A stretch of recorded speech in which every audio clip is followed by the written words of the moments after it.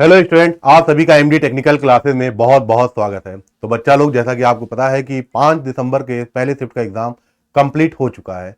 तो SSC JEE 2025 के CBT 1 के इस 5 दिसंबर के पहले शिफ्ट के एग्जाम में क्वेश्चन कैसे सेट किया गया, ठीक है ना, क्या पैटर्न रहा, और भी बहुत सी इंपॉर्टेंट डिटेल्स है जो कि अब आगे के जो स्टूडेंट है, खासतौर से जिनका एग्जाम 6 दिसंबर को है, वो जो जानना चाहते हैं, तो हम देखेंगे शैलेंद्र सर और पवन सर के माध्यम से कि आपको कौन कौन सी चीजें इंपॉर्टेंट जाननी चाहिए। ठीक है, तो शैलेंद्र सर। बाकी सर देखिए, हमने 3 दिसंबर और 4 दिसंबर को बच्चों को प्रॉपर तरीके से चीजें बताई। जी जी। और बच्चों की डिमांड यही थी कि सर रीजनिंग में कैसा आ रहा है ना, हाँ, क्योंकि जीएस का उनका लेवल जो है सर वो हम बता चुके हैं। रीजनिंग का जो है आने वाला, क्योंकि अब जो पेपर होना है वो तो हो गया, लेकिन कल के स्टूडेंट जो उनको उनकी संख्या ज्यादा है, तो कल वाले स्टूडेंट सर रीजनिंग में ऐसा क्या पढ़ के जाएं, तो उनको जो सर बता दीजिएगा आज जो क्या क्या पूछा गया है। बाकी बेटा आप देखिए जीके जीएस का मैं आपको थोड़ी देर में कराने। हेलो साथियों, उम्मीद है सभी लोग बेहतर होंगे और अभी तक जिनके एग्जाम हो गए हैं वो सभी लोग बहुत बेहतर करके आए होंगे। साथियों, अब जिनके होने बाकी हैं वो लोग भी थोड़ा सा ध्यान दे दे। वैसे आप सभी को प्रैक्टिस तो खूब कराई हमने,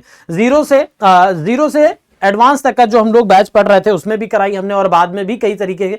और हमने एक बात आपसे कही थी, जितना हम पढ़ा रहे हैं पूरा उसी में आएगा भाई। और साथियों, बिल्कुल ऐसा ही एग्जाम आ रहा है जिसमें आप 50 पे 50 पूरे कर सकते हैं। ठीक है, ऐसा नहीं है कि करना ही है, कर सकते हैं, लेकिन अगर गुड अटेम्प्ट की बात करें, जो काफी लोग परेशान रहते हैं सर कितना कर दें कि हम सेफ रहेंगे, तो उसके हिसाब से अगर आप 40-45 या फिर 40 से 45 या इसके बीच में भी हैं तो भी आप बिल्कुल सही कर रहे हैं और बढ़िया कर रहे हैं। क्योंकि 2-4 क्वेश्चन ऐसे आ ही जाते हैं, एनालॉजी एंड सिमिलैरिटी के जो क्वेश्चन आ रहे हैं उसमें नंबर से रिलेटेड, वहां कोई ना कोई दिक्कत हो जाती है। कई बार हमारा दिमाग तुरंत क्लिक नहीं करता है, तो उन चीजों पे भी ध्यान रखिएगा। और टॉपिक जैसे है, अगर हम टॉपिक की बात करें तो आप जैसे एनालॉजी एंड सिमिलैरिटी, इसके तो खास करके बात करिएगा, एनालॉजी एंड सिमिलैरिटी की बात कर लीजिएगा, क्योंकि ये जो टॉपिक है ना, ये मोस्ट इंपॉर्टेंट टॉपिकों में से है। इसके बाद की बात करें तो ऑड वन आउट, जैसे आप क्लासिफिकेशन कहते हैं, जो पढ़ने हैं आपको, क्योंकि ये कोई भी नहीं पढ़ता है, इनको लगता है कि ये सब हम कर ले जाएंगे। ये 2 टॉपिक ऐसे हैं जहां पे नंबर, लेटर और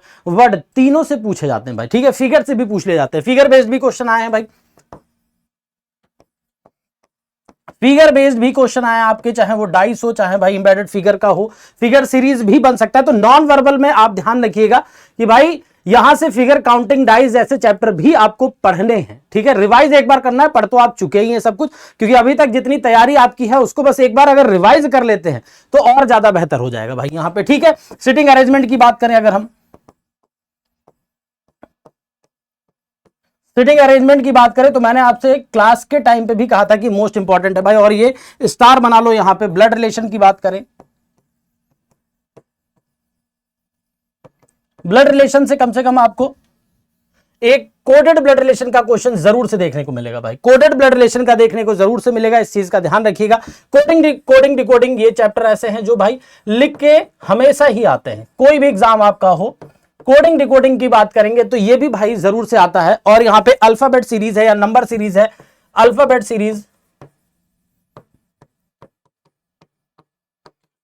सीरीज या नंबर सीरीज, ये दोनों सीरीज जरूर से रिवाइज कर लीजिए। यहां पे आप मिसिंग नंबर सीरीज खास करके ध्यान दीजिएगा। ठीक है, मिसिंग नंबर सीरीज। और एक जो हमने आपको कराया था कोडिंग डिकोडिंग के बाद में, जैसे लॉजिकल एंड डिक्शनरी, यहां जरूर ध्यान रखिएगा कि आपके जो आने वाले एग्जाम में है इसमें यहां से भी पूछा था। वैसे तो सारे ही स्टार बनाने वाले, क्योंकि ये सारे टॉपिक आपको कंप्लीट करने हैं पूरी तरीके से। ठीक है, रिवाइज जरूर कर लीजिएगा। और मैक्सिमम ऐसे टॉपिक हैं जो बाकी बचे हुए अभी हैं, जैसे यहां पे देखिए कोडिंग डिकोडिंग हो गया, सिटिंग, पजल भी एक आप देख सकते हैं।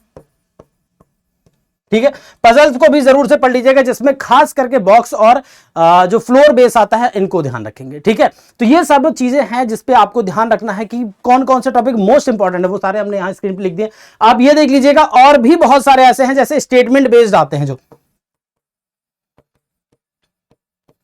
स्टेटमेंट बेस्ड हैं, और एक सिलॉग टॉपिक जो आप जरूर देखते होंगे, सिलोइज्म, ये भी ध्यान रखिएगा। तो ये सारे मोस्ट इंपॉर्टेंट टॉपिक है जो आपको पढ़ने हैं। और एग्जाम्स के पर्सपेक्टिव से बात करें तो पूरे 50 में 50 ऐसे एक भी क्वेश्चन लेंगे जो आप ना कर पाए। बस 2-4 क्वेश्चन की बात करेंगे जो तुरंत हो सकता है कि क्लिक ना करें, लेकिन ध्यान रखिएगा पैनिक नहीं करेंगे। भले ही वो 2-4 क्वेश्चन आपको शुरुआत के ना आए, तो बाकी के जो 45 क्वेश्चन है वो जरूर आ रहे होंगे। ठीक है साथियों, तो सर जी ये रीजनिंग का जो था, मुझे लगता है कि पूरी, और इनकी रीजनिंग बहुत हार्ड आ भी नहीं रही है, इजी टू मॉडरेट है। बिल्कुल ध्यान रखिए और आराम से बनाने की कोशिश करिए, जल्दबाजी मत करिए रीजनिंग में। ठीक है, तो थैंक यू साथियों। लीजिए सर से जानते हैं अब जीएस के बारे में। बाकी बच्चों आपको पता है कि 3 तारीख का पेपर आपने देखा, 4 तारीख का देख लिया और 5 तारीख के फर्स्ट शिफ्ट का आपने पेपर देख लिया। तो जो 6 तारीख वाले विद्यार्थी हैं उनको ये तो आभास हो गया होगा कि हाँ सर जो पढ़ रहे हैं हम या जो अब तक हमने रिवाइज किया है उस पर ही बेस्ड चीजें आ रही हैं, उसी पर बेस्ड क्वेश्चन आ रहे हैं। अब ऐसे कौन कौन से टॉपिक हैं जहां से प्रश्न बन रहा है? आपको पता है कि पॉलिटी का वेटेज जो है वो चाहे वो 3 तारीख की फर्स्ट शिफ्ट हो, सेकंड हो, थर्ड हो, 4 तारीख की तीनों शिफ्ट हो, 5 तारीख की पहली शिफ्ट हो, सभी में पॉलिटी को इन्होंने ज्यादा महत्व दिया है। मतलब polity questions, number of questions जो है वो अन्य सब्जेक्ट के अपेक्षा ज्यादा आ रहे हैं। हिस्ट्री हो गया, ज्योग्राफी हो गया, स्टैटिक जीके हो गया। करंट अफेयर्स कल नहीं पूछा था, है ना, क्योंकि काफी स्टूडेंट्स ने बताया सर करंट अफेयर्स को स्किप कर दिया आज।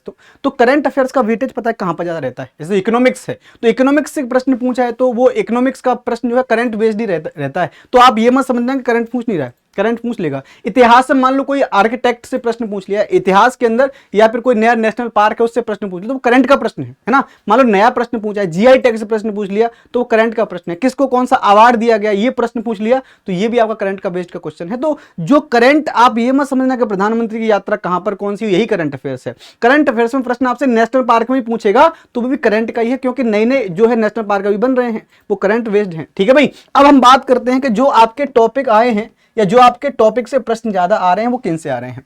कल भी मैंने आपसे बताया था जो विद्यार्थी आज सेकंड या थर्ड शिफ्ट में पेपर दे रहे होंगे वो लोग, और 6 तारीख वाले लोगों को ज्यादा फायदा होगा इस क्लास का, क्योंकि आपके पास पर्याप्त समय होगा। कल जो है आपका पेपर पहली शिफ्ट, दूसरी शिफ्ट और तीसरी शिफ्ट में आप लोग अगर इसे सही से रिवाइज करके जाएं तो मुझे लगता है कि 1-2 प्रश्न जहां पर आपको छूट रहा होगा, ये पर आपको लगता है सर जी ये वाला सेगमेंट मेरा थोड़ा सा कमजोर है, इस पर अगर मैं 4-5 घंटे दे दूं तो हो सकता है यहां से 1-2 प्रश्न जो आ रहा है वो हम बेहतर करके आ पाए। तो याद रखो भाई, महात्मा गांधीयन जो मूवमेंट है, मैंने आपको कल भी बताया था कि महात्मा गांधी जी का जो मूवमेंट रहा है ये आपका है ना 1869 से लेकर के 1947 तक, इस पर ध्यान रखिएगा। 1 से 2 प्रश्न पूछ रहा है, 1 से 2 प्रश्न पूछ रहा है तो आपको ध्यान रखना है ना। 1857 की क्रांति से प्रश्न, ये आपके तीनों पेपर हम पूछा है, 3 तारीख 4 तारीख पूछा था, है ना। हो सकता है आज भी ये प्रश्न आने वाली शिफ्ट में पूछे तो आप लोग इसका थोड़ा ध्यान रखेंगे।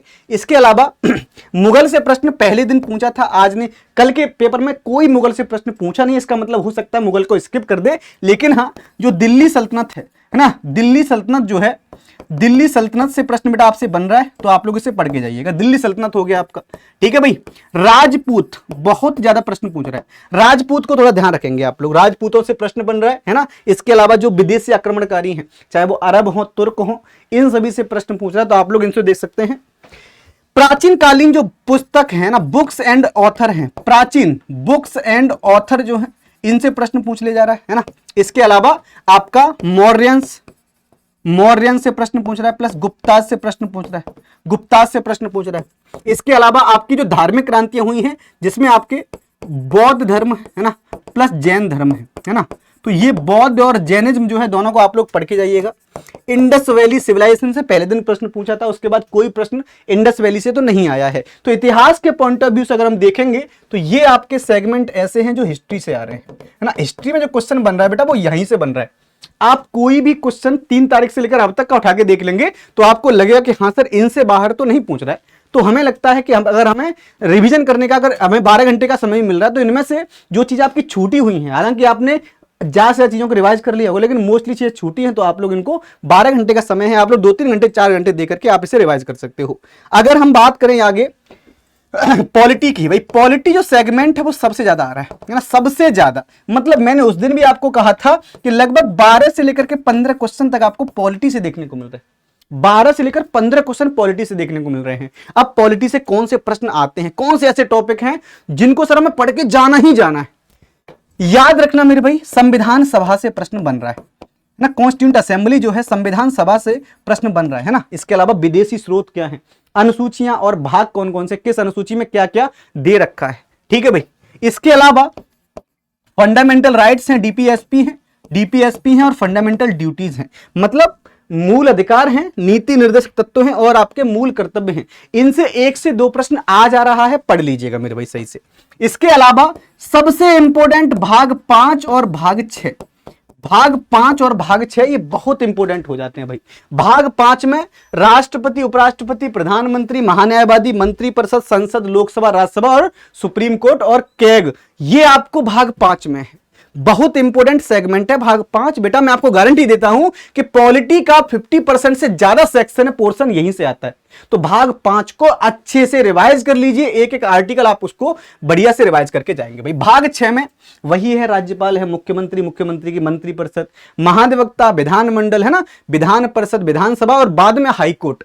ये आपको यहां से देखने हैं भाग 6 से, बहुत इंपॉर्टेंट हो जाते हैं। इसके अलावा मैंने आपसे कल भी बोला था भाग 9 को आप ध्यान रखिएगा भाई। भाग 9 है, भाग 9A है और भाग 9B है, मतलब पंचायतें हैं, नगर पालिका और सहकारी समितियां। यहां से प्रश्न बन रहा है, बढ़िया से रिवाइज कर लीजिए। जो इनमें से सेक्शन आपको लगता है सर ये छूटा हुआ है, पढ़ के जाइए भाई, है ना। इसके बाद राजभाषा से प्रश्न बन रहा है ना, राजभाषा से प्रश्न बन रहा है और आपातकाल से प्रश्न बन रहा है और संविधान संशोधन से प्रश्न बन रहा है, संविधान संशोधन से प्रश्न बन रहा है। तो ये वाले पॉलिटी के सेगमेंट को थोड़ा अच्छे से याद कर लीजिएगा। बाद में आपका संवैधानिक आयोग है ना, कॉन्स्टिट्यूशनल कमीशन जो है, संवैधानिक जो आयोग है बेटा, ये आपसे पूछ लेता है। जैसे पूछ लेगा कि महान्यायवादी का उल्लेख कहां पर है, कैग का उल्लेख कहां पर है, महाधिवक्ता का उल्लेख कहां पर है, ठीक है, वित्त आयोग है, जीएसटी परिषद है, आपकी समेकित निधि है, आकस्मिक निधि है, कहां पर इनका उल्लेख है, हाई कोर्ट, सुप्रीम कोर्ट का उल्लेख कहां पर है, ठीक है भाई।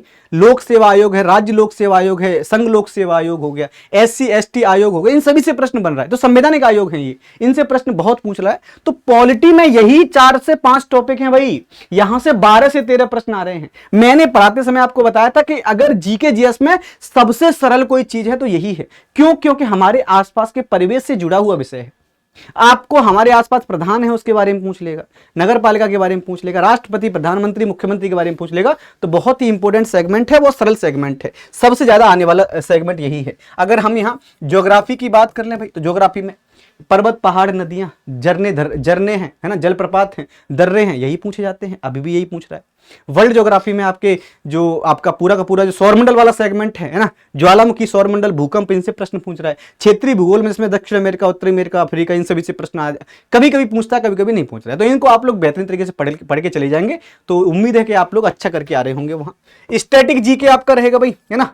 स्टैटिक जीके एक अच्छा सेगमेंट है जहां से आपका डांस फॉर्म पूछ लेता है ना। डांस कौन कौन से हैं, कहां पर कौन से स्थापत्य कला है, मंदिर स्थापत्य कला पूछ लेगा आपसे, है ना। इसके अलावा कौन कौन सा किला कहां पर स्थित हो जाएगा, कौन कौन से परिधान है, ये सब आपसे स्टैटिक जीके में पूछ रहा है। पत्र पत्रिका में पूछ लेगा, पत्र और लेखक पूछ लेगा आपसे। कौन से पुरस्कार हैं जो कि सेवा क्षेत्र में कौन सा दिया जाता है, खेल के क्षेत्र में, रक्षा के क्षेत्र में, ये सभी पुरस्कार आपसे पूछ रहा है भाई, है ना। तो सभी को आप लोग अच्छे से रिवाइज कर लीजिएगा। मुझे उम्मीद है कि आपने इन सभी चीजों को रिवाइज किया है ना। लेकिन अगर आपको फिर भी लगता है सर एक दो सेगमेंट आपने बताए उनमें से छूट रहा है, तो आप जो लोग अभी रिवाइज कर लीजिए, क्योंकि 6 तारीख का पेपर आपका है और मुझे लगता है 6 तारीख का जो भी विद्यार्थी पेपर दे रहा होगा उसका पेपर ज्यादा अच्छा होना चाहिए, क्योंकि आपने 3, 4 और 5 के विद्यार्थियों के पेपर देखे हैं, आपको ये आइडिया लगा है कि भाई प्रश्न कहां से उठा रहा है, तो आप बेहतर करके आ सकते हैं। बाकी देखिए मैं आपको बता दूं भाई, कल का पेपर जो आपका होने वाला है, कल के पेपर में आप लोग बेहतर परफॉर्मेंस करेंगे। बाकी आपको शुभकामनाएं कल के लिए भाई। तो प्यारे बच्चों, जैसा कि जो बच्चे 0 से JEE बैच में, जो कि यूट्यूब पे एक फ्री बैच था MD टेक्निकल क्लासेस की तरफ से, उनमें से बहुत बच्चों का पर्सनली मैसेज आया, ग्रुप पे मैसेज आया, और उन सारे बच्चों ने एक चीज़ जरूर कहा कि सर हम लोग को 0 से JEE बैच, चाहे रीजनिंग के पवन सर की क्लासेस हों, चाहे GK GS की शैलेंद्र सर की क्लासेस हों, चाहे सिविल इंजीनियरिंग के अभय सर की क्लासेस हों, चाहे इलेक्ट्रिकल इंजीनियरिंग की प्रदीप की क्लासेस हों, इन सारी क्लासों से हम लोग को कभी भी नुकसान नहीं हुआ। जो भी हमने समय दिया, हमें इन सभी क्लासों से बहुत फायदा हुआ। तो मैं लास्ट में यही कहना चाहूँगा कि ऐसे ही अपना विश्वास, अपना भरोसा MD टेक्निकल क्लासेस पे बनाए रखिए। जितना मैक्सिमम से मैक्सिमम पॉसिबल होगा, हम सारे टीचर्स मिलके आपके भविष्य के लिए जरूर करेंगे। थैंक यू वेरी मच बच्चों।